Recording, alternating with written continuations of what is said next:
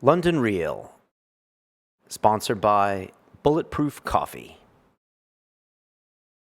Got to have a laugh at them, you know? Yeah. I mean, one of the big characters in Trainspotting is Heroin, and I know you talked about like from the miners' strike to like the social housing in Leith, and then the heroin that arrived on the market. And obviously, you had intimate knowledge of that. And I was just wondering what your relationship was with drugs at the time, or with your friends that did drugs.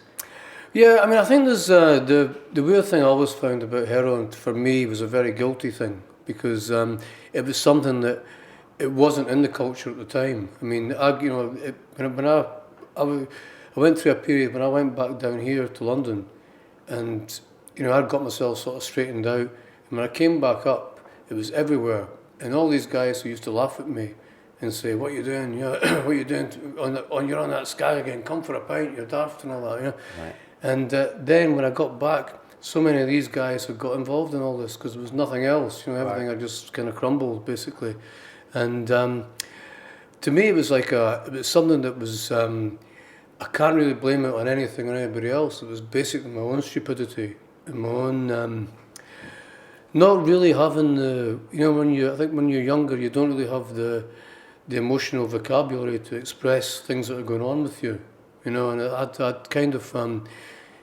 I had like kind of family issues with bereavement and family and issues with kind of relationship breakdown and stuff like that. And you just think, well, here I am with a bunch of guys that are shooting smack and they seem to be fine, everything's great in their life. They're just sitting looking and staring at walls and all that, but they don't seem to be in any kind of pain or angst of. So, in one level, that's very appealing to kind of to get into that, but to tune out. All these things, all these kind of short-term pains of kind of like bereavement, relationship breakdown, employment loss, all that kind of stuff goes. But if you've got a smack habit, that's still there to deal with. You can't really, and it does. It's like the whole thing is intensified when you're trying to get on with your life. And what I kind of found with me was that there was nothing really kind of fueling it or driving it beyond that. It was just something that I'd got into in quite a kind of basically an ignorant way. I mean, the whole thing back then, there was no kind of health education, or there was no knowledge about drugs. I mean, I remember, my mum and dad used to say to me, "I hope you're not smoking dope, or I hope you're not smoking cannabis." So here's a lot of that, happening around it, out there in the streets and kind of, your school. And I've never seen cannabis. I never even knew what that was. I mean, I'd kind of, I think I maybe smoked cannabis about once before I'd taken heroin, and I'd probably drank about 1 million pints of Guinness or something like, Yeah. So I mean, it's like, and 1 million cups of tea, So they were more likely to have led to as cannabis. Yeah. The whole gateway thing. I think you put that perfectly. I mean, was it an underground scene at that point, the heroin scene, and the parents really didn't know what was going on? Yeah, I don't think very, very that many people knew, and it was like there was a bunch of guys around about Leith who were involved in that, and I don't know what the whole kind of background to that was. I always thought it was something to do with the port and all that, something to do with a kind of port culture, and but I don't know what it was, and also in Edinburgh, there's like the complication that Edinburgh produced all the pharmaceutical heroin for the whole of the UK. It still does. There's the factory in Gorgie that makes all this stuff, and it's all to do with it comes right back to the Scottish Enlightenment and medicine and the university and the Industrial Revolution. It's all still made there. I think that.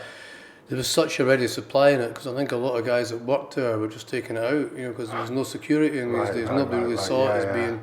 It's like an idea that you work in a paracetamol factory and you're going home with bags of paracetamol, or Ascot or Anadin or something like that. Wow. So that's why it was so big in Leith. That's why I think it became so big there. Yeah. I never heard of that before. Because it was pharmaceutical. Did you think? I mean, I'm kind of talking about the purity of the drug. Would it, by the time you got it, was it pharmaceutical, or was it so cut? And I think originally, when it hit the streets of Edinburgh, it was very, very pure, because nobody knew anything about cutting it. There was and there was no real criminal infrastructure to do that at the time. Nobody had any knowledge of it, if they had of. And then it's like there was a. I think obviously what happened was that the local supply, obviously the breaches in security had been stopped by the plant, and that's when all the massive importation of cheap Pakistani heroin into not just Edinburgh but the whole of the UK took in. And I remember kind of. These guys that I knew back up home, they were kind of they were pulling out wraps of heroin, and I was thinking, "What's all this weird brown stuff? Why are you taking?"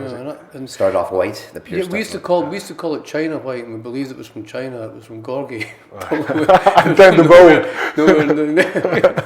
Was there something cool about doing it when no one else knew what you guys were doing?